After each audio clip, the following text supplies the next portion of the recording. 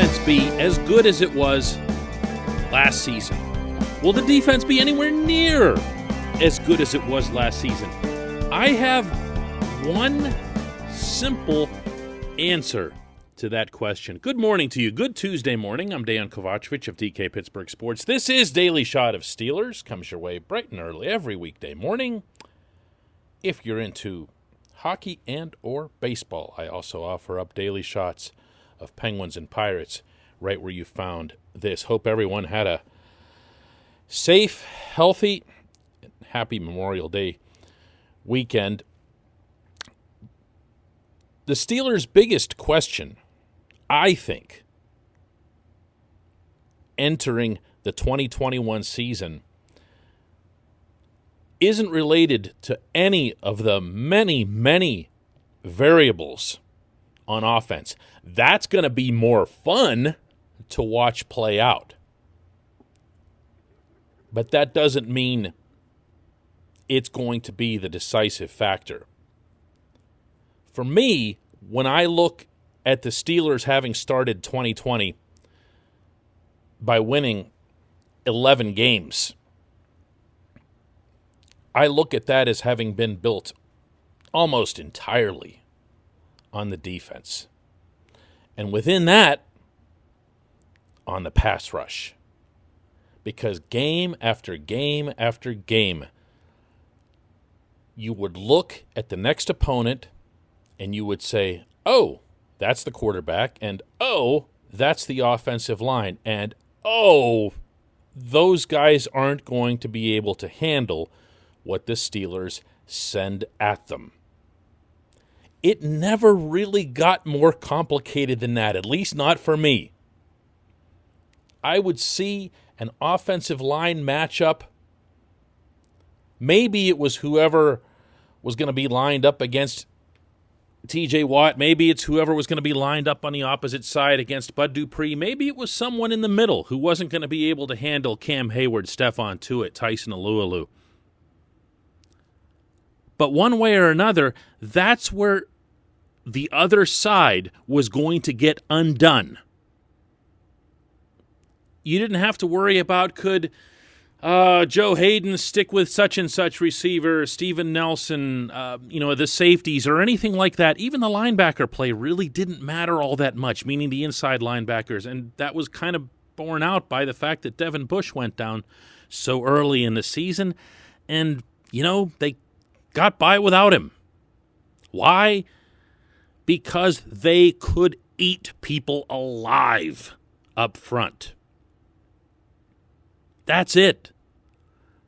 That's what's either going to make or break the coming season, certainly from the defensive standpoint, but again, from my view, from the overall standpoint, that is who those Steelers were, and that is who they need to continue being, especially after losing Nelson and Mike Hilton in addition to Bud. Those are significant losses. And look, I get it. The people on the inside are going to say, well, this is just how it is. Here, this is what Cam Hayward had to say on this subject last week at OTAs. Yeah, it's always a challenge. You lose guys, great guys, every year. That's the nature of the game. Everybody in this league should be paid, the highest amount. That's what I think, because the amount of work you put in should benefit you, what you put on the field. But this creates an opportunity for guys to step in. Alex Highsmith is the guy I look at. His second year, he really got to play his first year, and this is the second year where we look for him to blossom. A guy like Cam Sutton, who's always been our utility guy, be able to play the nickel, the slot, the dime. Well, now let's see if he can play, full-time corner outside. You look at a guy like James Pierre stepping in. These are guys that were, depth pieces last year that now we get to elevate to the next step. But now our depth gets questioned. But, this is an opportunity for those guys to step up. And I think the coaches are going to understand that. I think we find good depth by using this time out here and, getting ready for mini camps and, training camp. I don't worry about it, but I'm excited about it. This is the chance for new guys to step up. That's fine. He's saying what he's got to say. He's the defensive captain. And he has been through a lot of different incarnations of that defense. He has seen players leave and get replaced. So maybe in his eyes, this just is kind of how it's supposed to go. But, I'm also there for whenever Cam is tweeting out about Tyson Alualu changing his mind and coming back to Pittsburgh. Yes, woo! And then when Vince Williams said he was coming back. So Cam knows. Cam knows. It is going to be different. And it's going to be different enough, I think, at the right edge in particular, that there's an awful lot of onus on one player above all. This portion of Daily Shot of Steelers is brought to you by the personal injury law firm of Luxembourg, Garbett, Kelly, and George, LGKG. They represent people who've been hurt in car accidents, who need assistance with workers' comp, who filed medical malpractice claims. The attorneys at LGKG have been AV rated. That's the highest rating a law firm can receive for legality and ethics. They've also been designated super lawyers, capital S, capital L, for over 15 years. That designation is reserved for the top 5% of attorneys in Pennsylvania. It's a rare combination, the two of those. Learn more about them at lgkg.com or by calling 888-842-5454. This is on Alex Highsmith. We can pretend that it's not. We can do that thing where we say, well, there's any number of things that could... No, this is on Alex Highsmith. Alex Highsmith needs to be able to wreak enough havoc, to create enough of his own penetration, to be enough of his own threat, not just to the quarterback on a given Sunday, but to the offensive coordinator throughout the week, meaning the other guy's coordinator, that the opponent can't focus on TJ. The Steelers need, first and foremost, for their best player to be their best player. And I'm talking either side of the ball. There is no doubt that would be TJ. For the Steelers to contend, TJ needs to have another DPOY kind of season. And the only way he's going to have that is if the opposing offense respects other threats along the line of scrimmage, that they don't think to themselves, well, we can maybe chip him with a tight end, we can double him. And we didn't see a lot of doubling on TJ last year, which, by the way, which kind of surprised me. Even after Bud went down, you didn't see it. But all it takes is for one team to do it, and for it to work, for it to become a trend. We saw that in a different setting last season when John Harbaugh and the Ravens brought their whole defense up to the line of scrimmage and dared Ben to throw downfield. Ben didn't throw downfield, and then everyone else was like, whoa, cool, we can do that too. It's a copycat league, as they say. And someone's going to think to do that to TJ. I really, really believe that. Unless the Steelers can consistently get to the quarterback through other means. That could be, Vince Williams being back. Vince is really good at getting back there. Presuming he gets on the field, we'll see how that goes.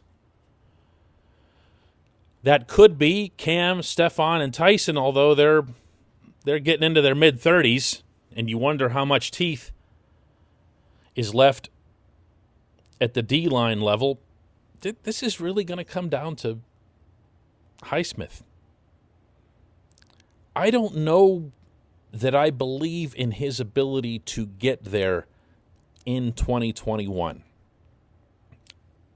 I love his instant ability that he showed to adapt and step on the field and make plays, including, by the way, the terrific, you'll recall, one-handed interception that he made of Lamar Jackson.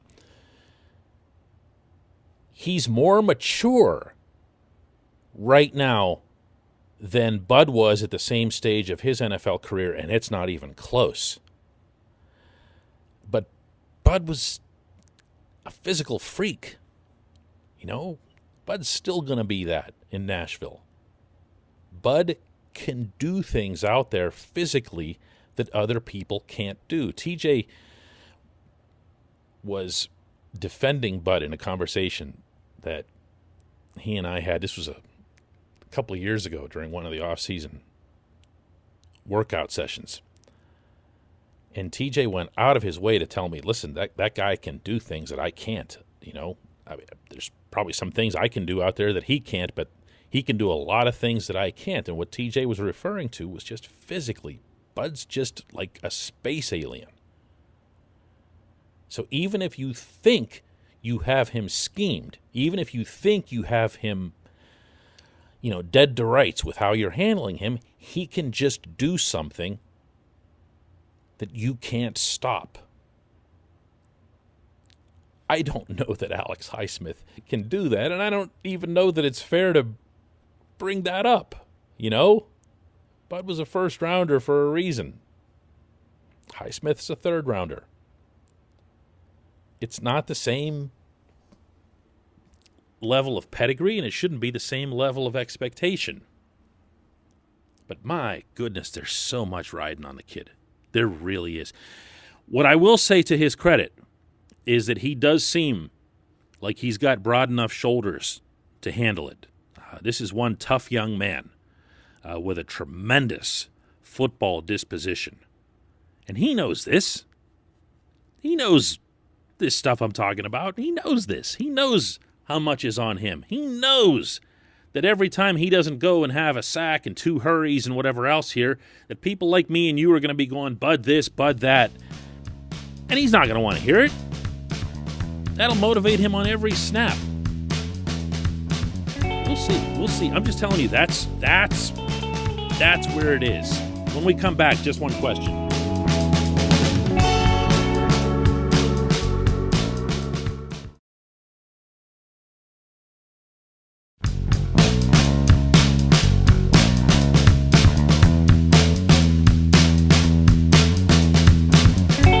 Welcome back. Time for just one question. Today's comes from Kiosente, who says, so, it took last season for me to realize that there's a huge difference in mindset and technique between run and pass blocking, and I'm wondering if the more experienced line might have lost some aggressiveness but kept that pass blocking skill, and if that might be where we see the most growing pains with the new line. I love this question, and not just because it's O-line.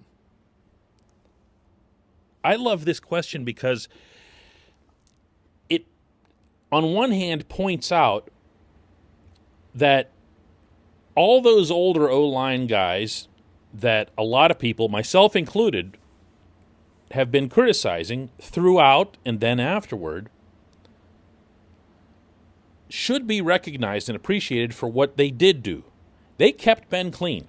You can say what you want about Ben's release time and Ben not being able to throw long because they couldn't buy him additional time.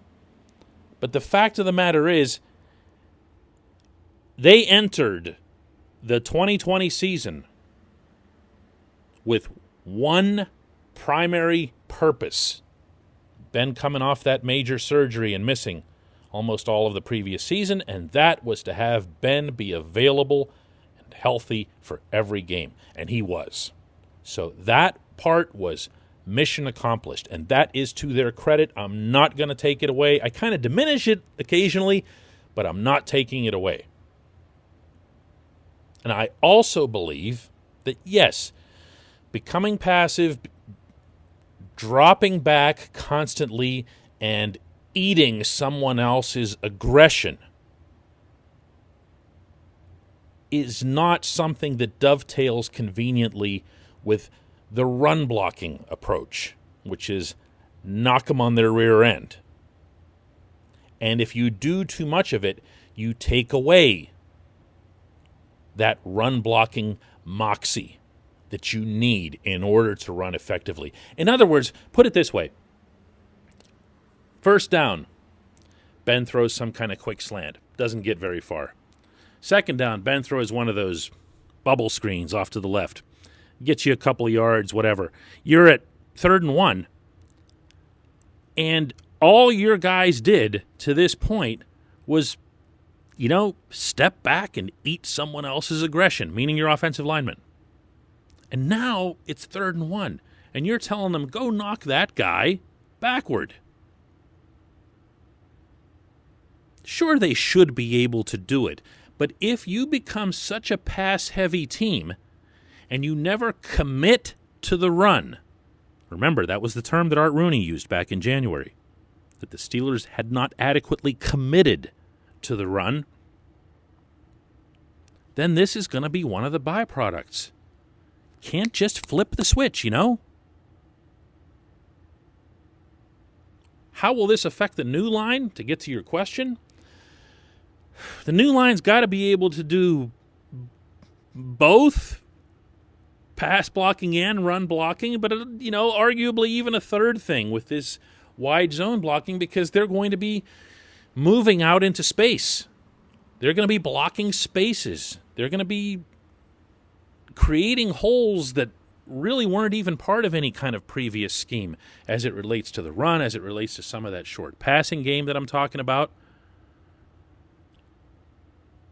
They're going to be tasked with a lot of information, a lot of data. Is that a concern? Oh, wow, yes. Yes. I mean, you can have every one of these guys from left to right on that line be a total egghead and a sponge and a willing combatant, and it still won't be natural or reflexive right away. I honestly don't think you're going to see this offensive line anywhere near its best or its potential best through the first quarter, maybe even the first half of the season.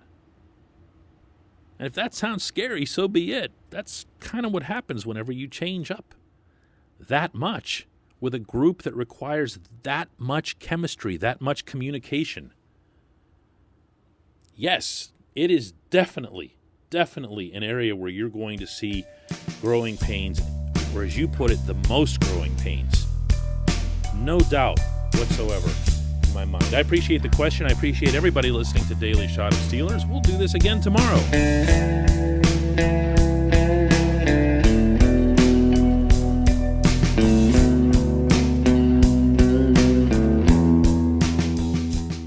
At Point Park University, in the heart of downtown Pittsburgh, they understand there's no substitute for real-world experience and career-building connections. Their innovative curriculum engages students with distinctive experiential learning opportunities. Point Park's pioneering co-op program empowers qualified students to work in full-time, paid positions with their corporate partners while earning college credits. Visit pointpark.edu/works to learn more. Career ready. That's the point. Point Park University. Your front door, your car, your gym locker, your gun. Safety is a habit. Learn more about how to keep guns safe and secure. Visit projectchildsafe.org.